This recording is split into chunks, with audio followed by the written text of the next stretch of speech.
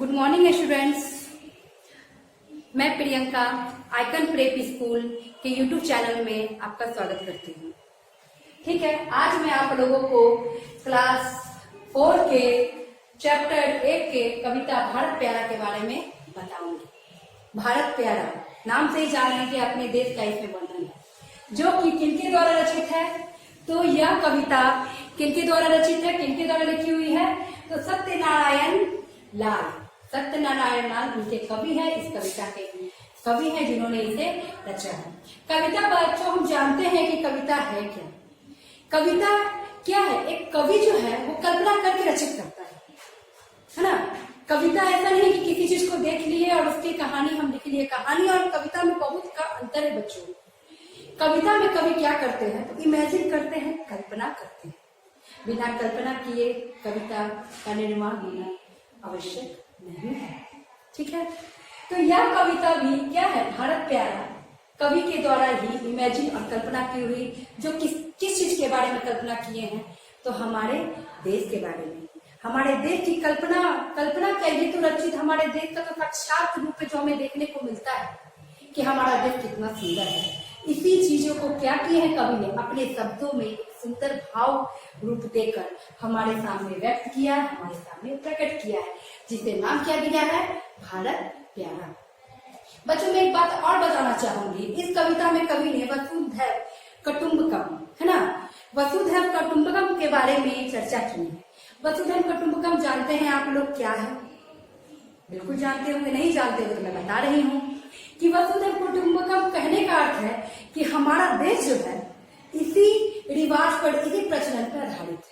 वसुधैव कुटुंबकम कहता है कि हमारे देश में जो है एक दूसरे में कितना लगाव है, कितना प्रेम है और हम अपने देश में कैसे रहते हैं इसके बारे में बताया जाता है। वसुधैव कुटुंबकम कहने का अर्थ यह हुआ कि हम अपने देश में कैसे रहते हैं, एक परिवार की तरह। एक परिवार में जैसे हम लोग अपने घर में रहते हैं ना, माता पिता, चाचा चाची, है ना, दादा दादी, सब रहते, छोटे भाई बहन, बड़े भाई बहन, सब मिलकर रहते हैं एक परिवार में। उसी तरह यह वसुधैव कुटुंबकम भी हमारा देश जो है, जो बोला गया है, हमारा देश भी उसी तरह है, एक परिवार की तरह है।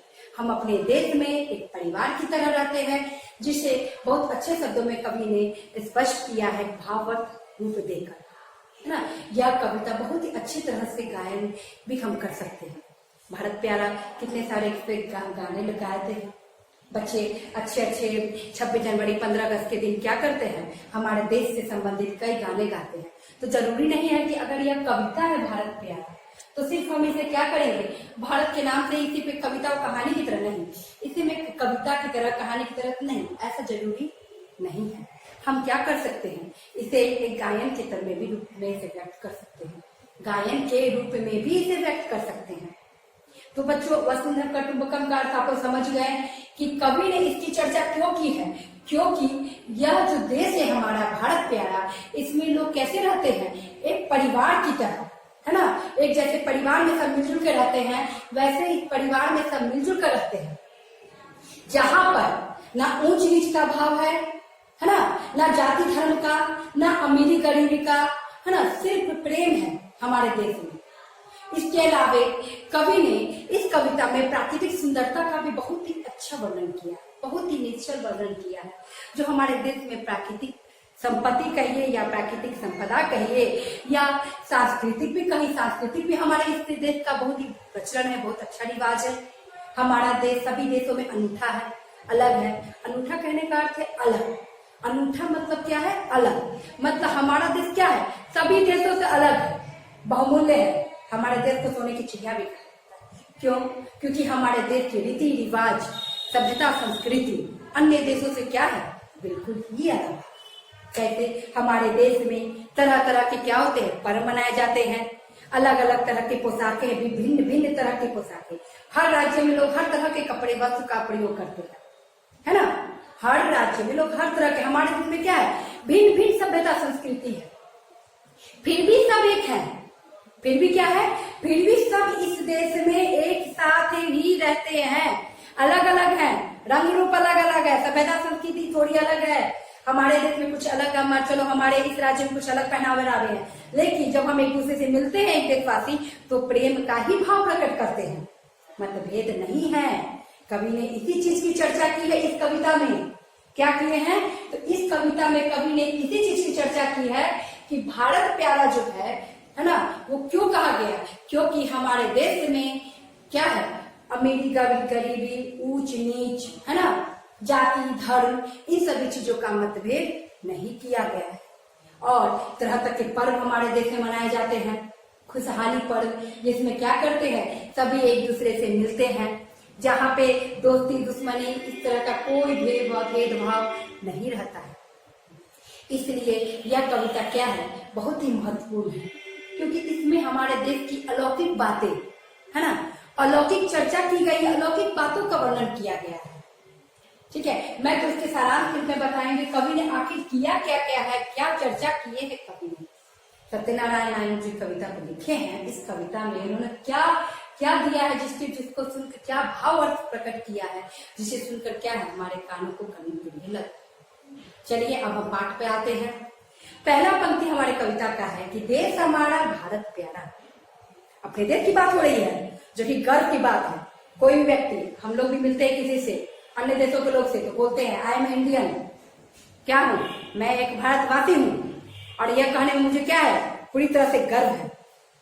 मैं गर्व महसूस करता हूँ कि मैं एक भारतवासी, मैं एक हिंदुस्तानी हूँ, है ना। तो यस कविता में भी कवि ने क्या किया है, अपने देश का ही वर्णन किया है, अपने देश की चर्चा के बारे में बताया है कि देश हमारा भारत प्यारा, सब देशों से न्यारा। न्यारा का मैंने अर्थ लिखा है यहाँ पे, अनूठा। मैंने पहले भी बताया है कि न्यारा मतलब क्या हुआ, अलग। मैंने अनूठा का अर्थ बताया था ना कि अलग, सब देशों से क्या है, हमारा देश अलग है।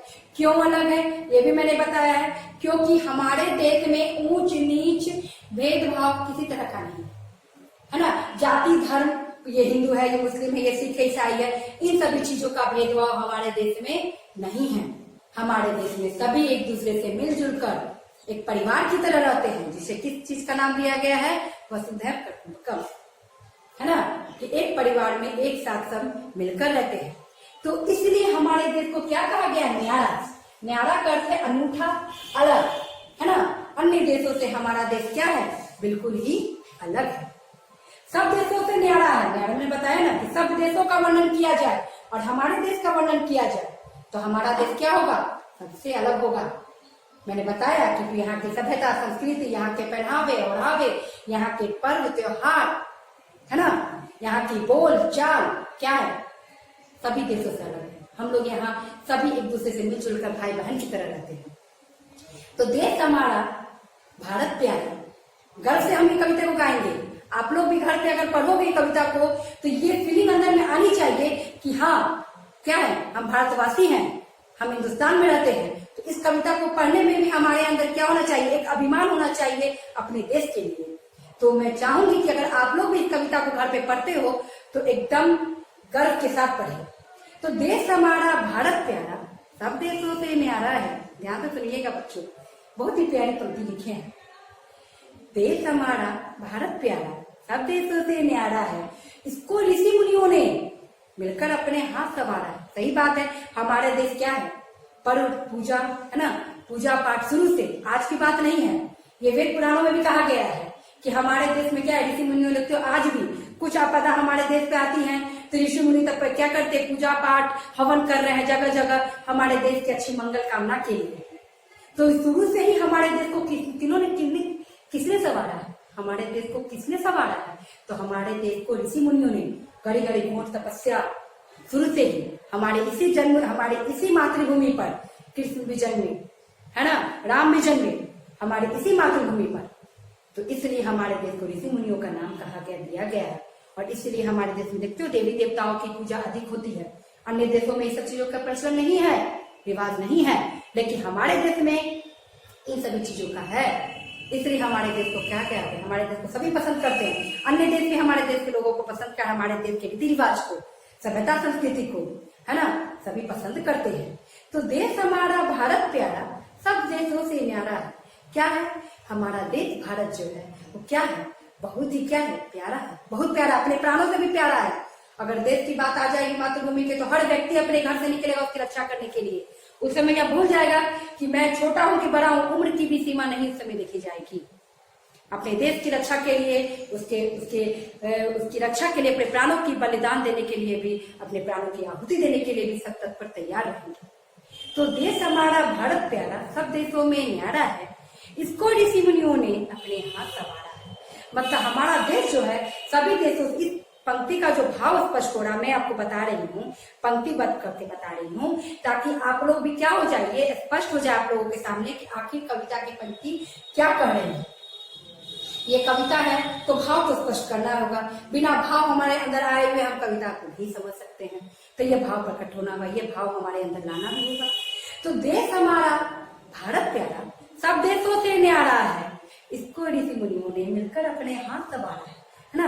अपने हाथ से क्या मतलब, ये नहीं है कि देश की रचना की नहीं, सवारे हैं, मतलब जो देश हमारी रचना की जा चुकी है ईश्वर के भगवान के द्वारा, इसकी प्राकृतिक जो जितने भी प्राकृतिक संपत्ति है हमारे देश में, और जितने भी बनाए हैं पहले के सभ्यता संस्कृति, उनको संवार के रखना है, संभाल कर रखना है, क्योंकि यह एक बहुमूल्य चीज है, यह बहुमूल्य संपत्ति हमारे देश के लिए है।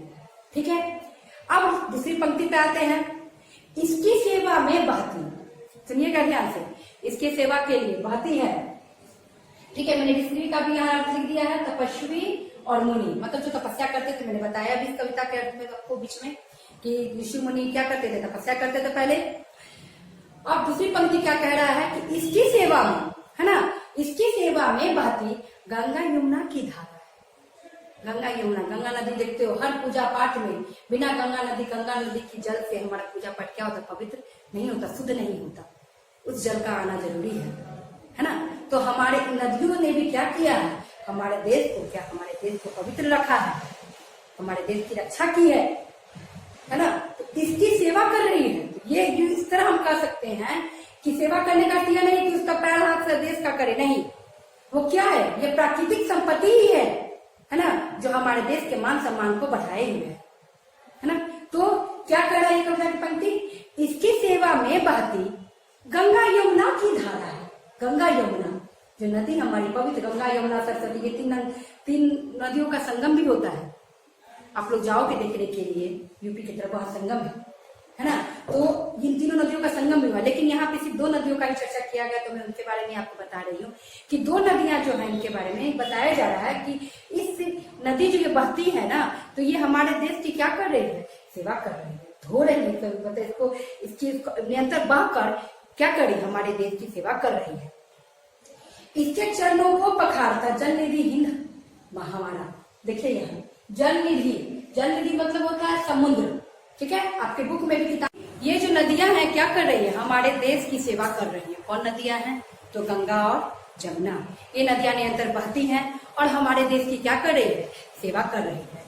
दूसरी पंक्ति में क्या कवि ने लिखा है, दूसरी पंक्ति में कवि ने लिखा है इसके चरणों को पखारता का मैंने अर्थ क्या लिखा है, पखारना मतलब होता है धोना या साफ करना। जब किसी चीज को हम लोग धोते हैं, गंदी हो जाती है तो धोते हैं ना उसको, तो यही इसका अर्थ है। लेकिन यहाँ पे एक भावपूर्ण अर्थ है ना, कवि ने यहाँ पे जो इस शब्द को लिखा है, इस कविता का कुछ एक अलग भावपूर्ण अर्थ है ना। क्या अर्थ है भावपूर्ण, तो चरणों को, हमारे देश की चरणों को, इनकी हिंद महासागर जो हमारे भारत के दक्षिण में है, और दिशाओं के बारे में भी मैंने बताया है अभी कि 4 दिशाएं जो हमारे हैं, पूर्व पश्चिम उत्तर दक्षिण, है ना।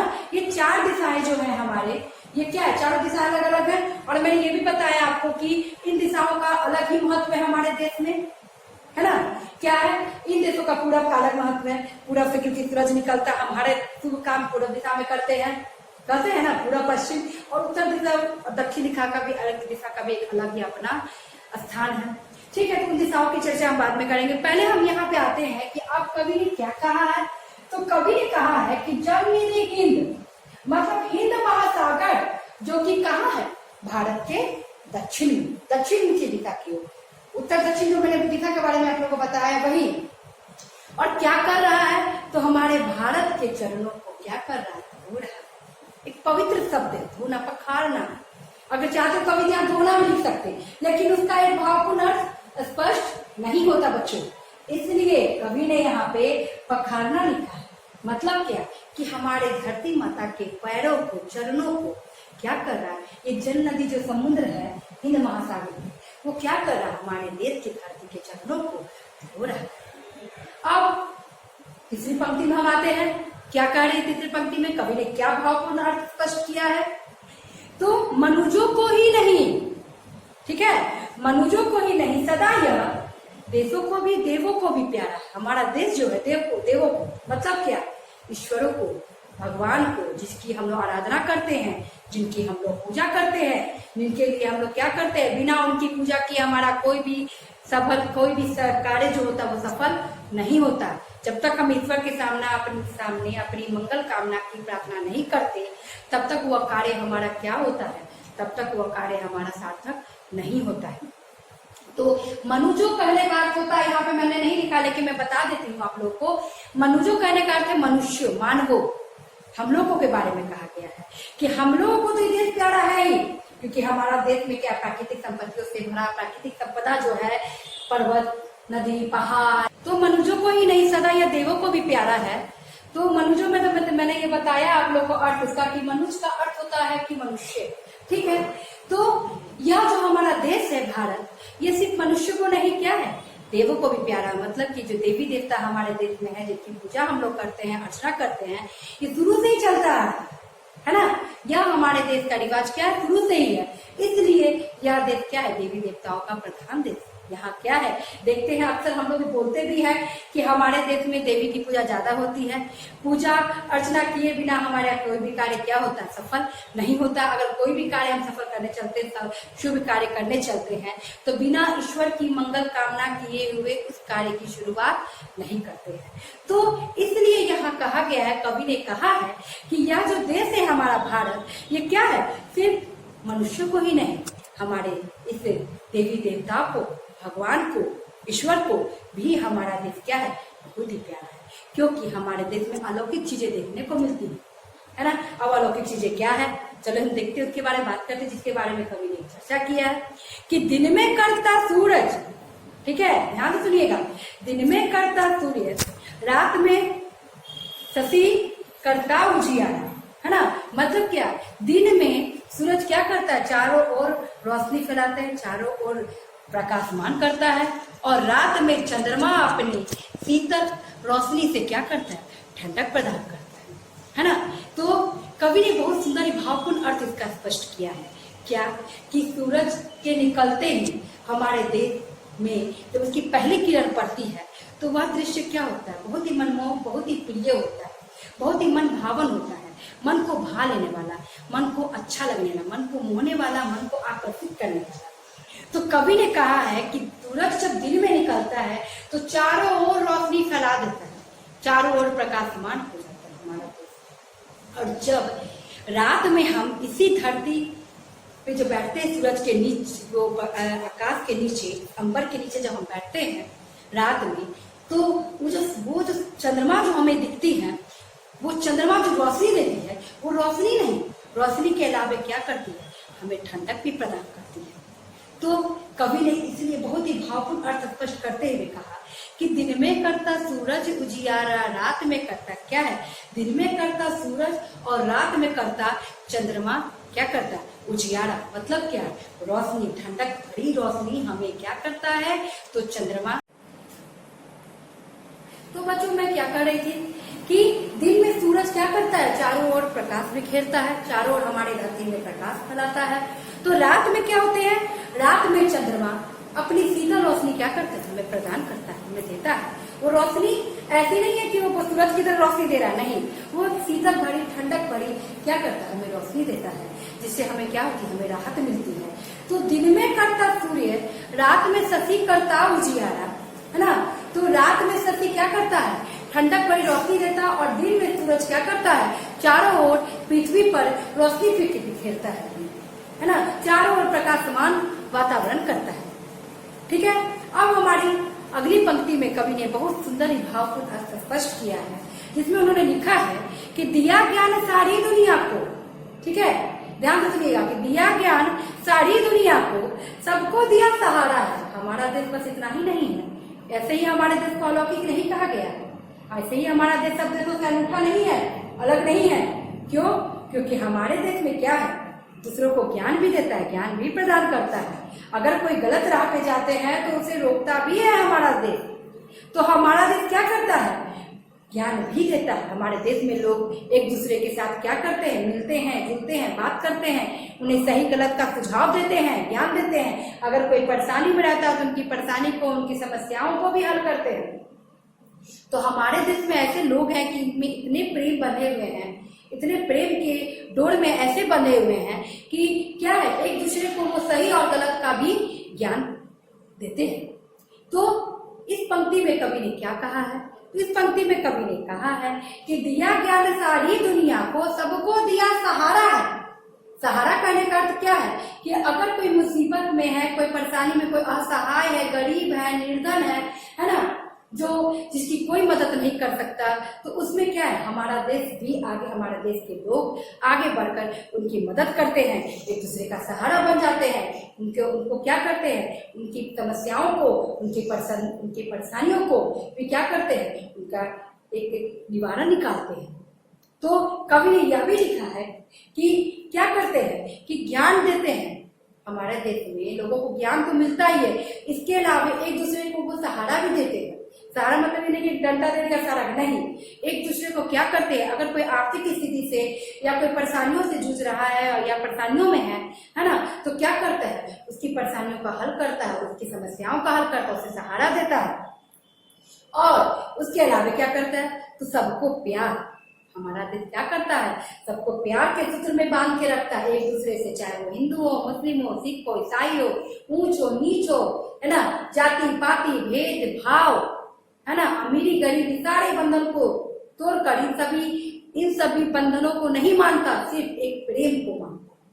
तो हमारा देश क्या करता है, सबको आपस में प्यार से रखता है, एक दूसरे के साथ प्रेम के बंधन में बांध के रखता है, कभी भी किसी से नहीं हारता और एकता के सूत्र में बंध कर, है ना, एकता से बनकर अन्य देशों के सामने खड़ा हो जाता है कि देखो हमारे देश में क्या है, प्रेम का भाव है, हम लोग एक दूसरे से प्रेम के भाव में, सबसे बड़ा हथियार हमारा क्या है, एकता है और प्रेम है ना, उसी बल पर हम क्या कर सकते हैं, तुम्हें हरा सकते हैं। तो हमारा देश क्या है, हमारा देश सबसे प्यार करता है और इसी प्यार के बल पर दूसरे के सामने हारता नहीं है, एक दूसरे से क्या करता है, दूसरे के सामने डट कर खड़ा रहता है, मुसीबतों का सामना करता है, पीछे कभी भी नहीं भागता है। अब अंतिम पंक्ति में कवि ने, ठीक है, ये पंक्ति समझ गए होंगे, मैं फिर से मैं पुनः इसे दोहरा दूं कि दिया ज्ञान सारी दुनिया को, क्या है, कवि ने कहा है कि यह जो हमारा देश है ये क्या करता है, सबको ज्ञान प्रदान करता है, सबको सहारा देता है और इसके अलावा सभी को क्या करता है, सभी को प्रेम के बंधन में बांध कर रखता है, जिससे क्या करता है, दूसरों का सहारा बनता है और अपने सामने कोई मगर दुश्मन खड़ा है तो उसे उसी प्रेम के बल पर क्या करता है, तो उसे हरा देता है।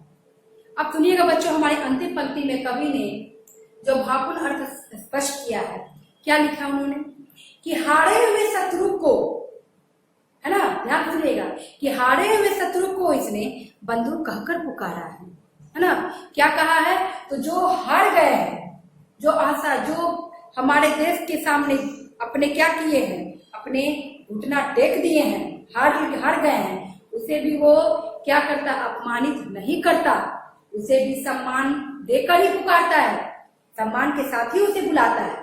हमारे देश में यही तो सभ्यता संस्कृति है, हमारे देश में यही संस्कार है, हमारे देश के लोगों में, कि जब कोई हार भी जाता है हमारे देशों से सामने तो उसे भी वो क्या करता है, उसे भी वो बंधु मतलब बंधु कहने का अर्थ है भाई, ठीक है, बंधु कहने का क्या अर्थ है, भाई।